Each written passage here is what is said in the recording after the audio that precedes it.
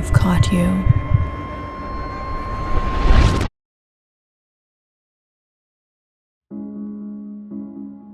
Wurzburg was a small, secluded town by the River Main in Germania, surrounded by forests and hills. Small villages settled by the river.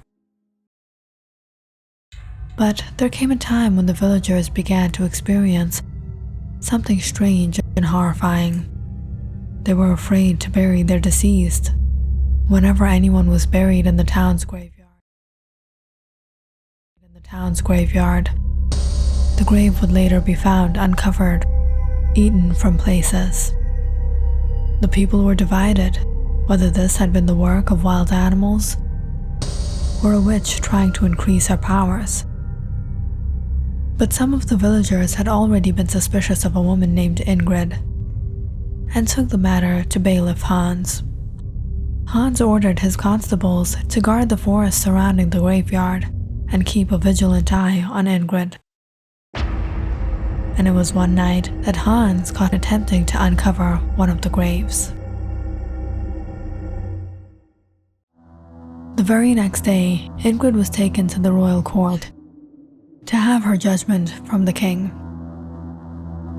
The skies were dark and gloomy, foreshadowing a storm to come, but many of the villagers had gathered about. "My lord, she's a witch, and she's been behind all the occurrences in the village," Hans claimed. But Ingrid cried out, pleading to the king. "No, my lord, I'm innocent. I didn't do anything." "Remain quiet," Hans sternly told her. The king then asked, "What evidence do you have against this woman?" Hans turned to look at one of the townsmen as he anxiously walked forward. "My lord, my name is Ben Schulz. I'm a woodsman. I fell logs from these forests and sell them in the village market. It was about a month ago. At the time, my wife was pregnant and we were expecting our first child. I had taken her to the market one afternoon when she saw Ingrid selling apples at her stall. My wife had gone to buy apples from her, but knowing this woman was a widow, I wanted to avoid bad luck and stopped my wife. 'Put it down, Isla. I'll buy you apples from somewhere else.' It was as we were leaving. I saw Ingrid get angry. Her eyes had become red. She was looking at my wife and her belly. She told me, 'May you eat your own baby.' We didn't care for her words and left. But it was that night. My wife began to have pain in her stomach, and soon she had a miscarriage. She was about 7 months pregnant, my lord. We had our child buried at the graveyard. My wife and I were grieved, and some days later, I found my wife had hung herself. This woman is responsible for my family's death. She had cursed my child and my wife." After listening to the man, the king asked the villagers, "Is this man speaking the truth? Has his wife taken her own life?" The villagers all answered in the affirmative. "Yes, my lord." But once again, Ingrid pleaded, "No, my lord, I'm innocent. When they didn't buy from my stall, I became angry, and the only reason I cursed them was because I didn't have the power to do anything. A woman may have a miscarriage and suffer a mental trauma that could lead her to take her own life. My lord, I have another witness against her," Hans said, ushering forward an old woman. "My lord, I had a son. He was young and unmarried. This woman charmed and caused him to fall in love with her. I tried to make my son understand. I told him she was a widow, she was older than him, and there was no doubt there was something dark about her.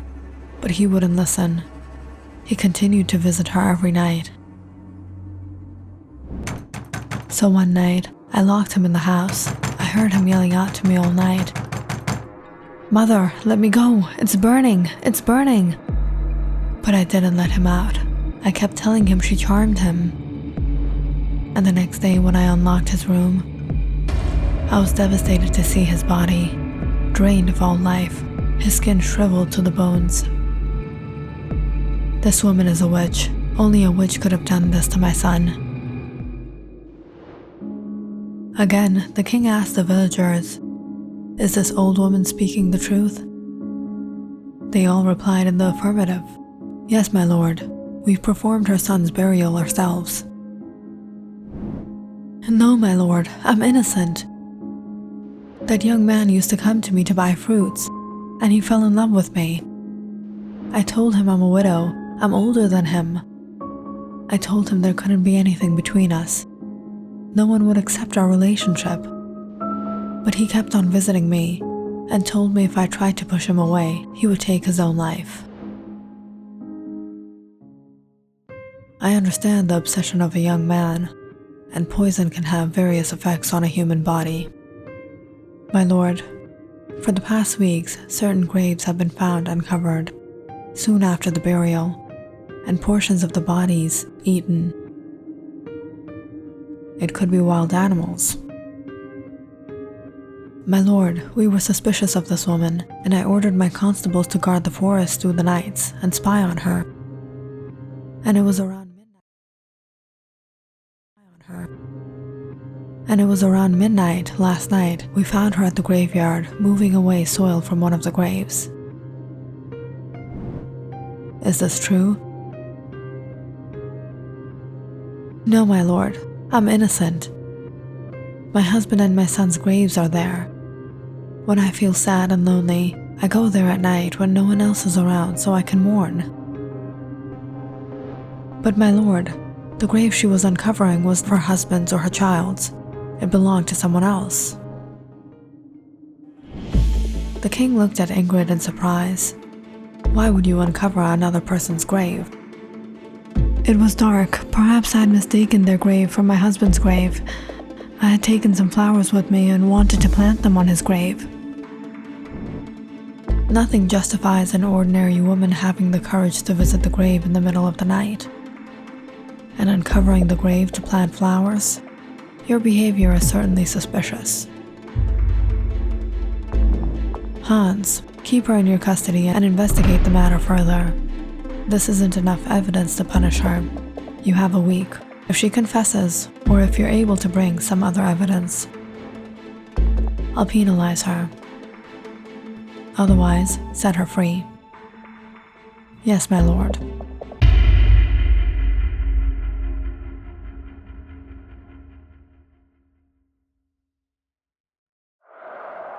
As the townspeople dispersed, Hans and his constables took Ingrid and bound her to a cell. "Let me out of here! Let me out!" She has hunger for human flesh.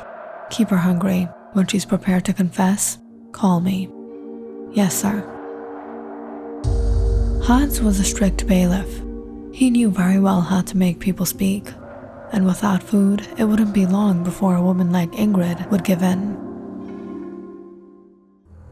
But come 2 days of guarding over her cell, the constables were unnerved by her unusual behavior.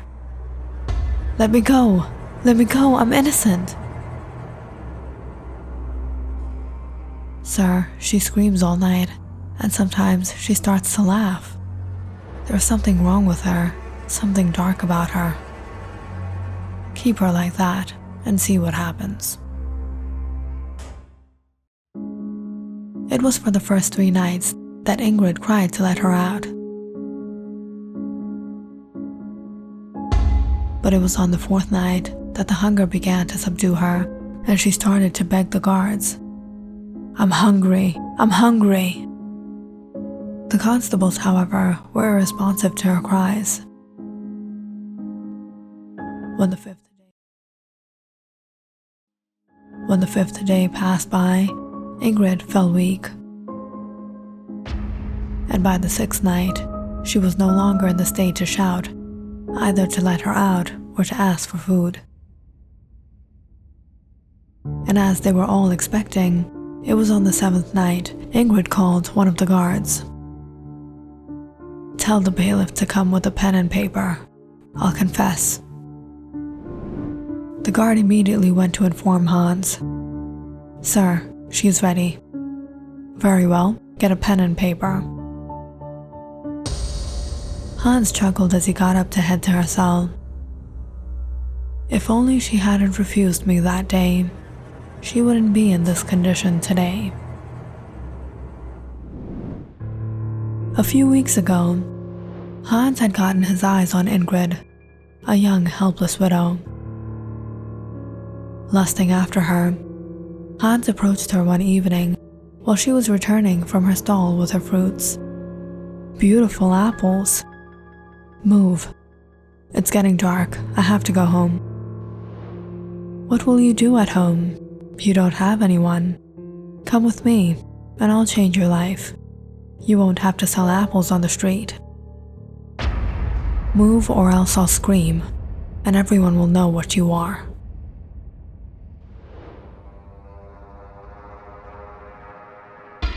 "Threatening to humiliate me? You will pay for this, witch." As Hans entered into Ingrid's cell, he found her laying on the ground. She had become haggard and emaciated, her skin pale, her eyes baggy as she struggled to get up. "Look what has happened to you. And you wanted to humiliate me.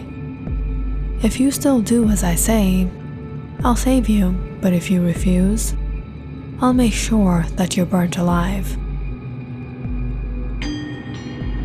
In a weak voice, Ingrid said, "Where's the pen and paper?" As she got up and walked to him, Hans smirked as he handed the pen to her, but all of a sudden, Ingrid took hold of his hand. "What are you doing?" Hans stared at the woman in bewilderment and pulled on his hand, piercing through her heart with the pen. Hans stood back with the bloody pen in his hands as he watched Ingrid lay lifeless on the ground. Locked up in the cell all these days, she must have gone mad. That night, Hans ordered his men to have Ingrid buried. With her death, it seemed the town's peace was once again restored. But it was ever since that night, Hans felt strange. The following morning, he had gone to the river to bathe. He stepped into the cool waters when he suddenly spotted a fish swimming by. It was beautiful. Hans slowly inched his hands forward before he swiftly caught it and took a bite into it, consuming it raw. But just seconds later, he looked down at his hands, horrified, and dropped the fish. "What am I doing?" His stomach churned as he vomited into the water.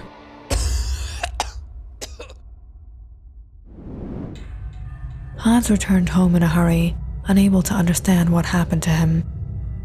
He tried to eat food, but for some reason he couldn't eat.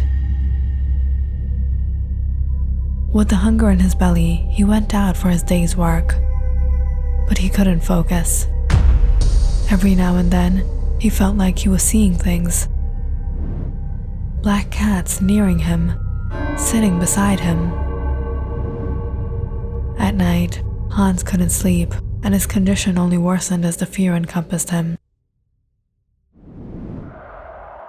And in the following days, he was startled to see stranger things.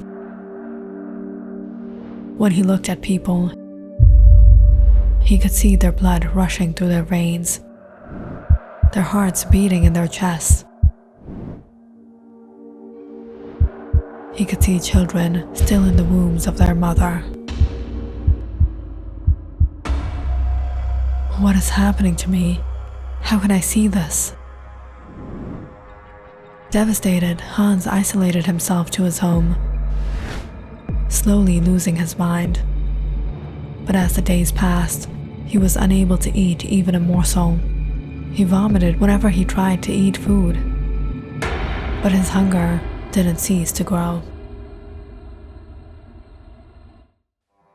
It was on the 7th night he couldn't take it anymore.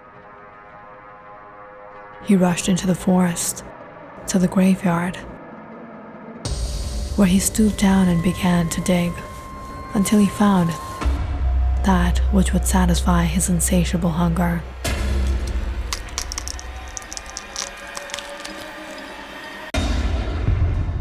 But after he had contented himself, staring at the bones lay on the dirt, Hans trembled. What has she done to me?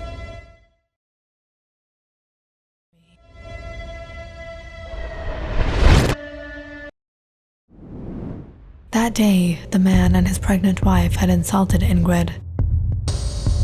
She couldn't take it and cursed them. And to hex the baby, she had sacrificed a cat.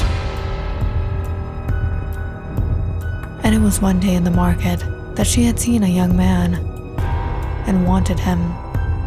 So she charmed him by carving a wooden doll that looked like him and spellbound him into becoming her slave, fulfilling her every wish and desire. But the night he didn't come to her, out of her jealousy, she put the wooden doll into the fire.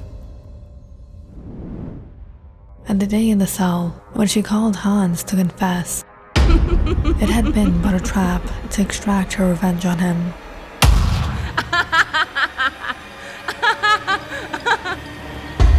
What are you doing? They were all speaking the truth.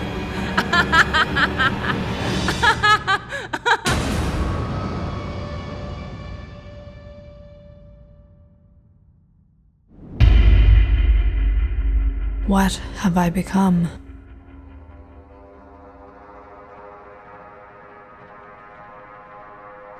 Click on the subscribe button and check out more awesome videos on our channel.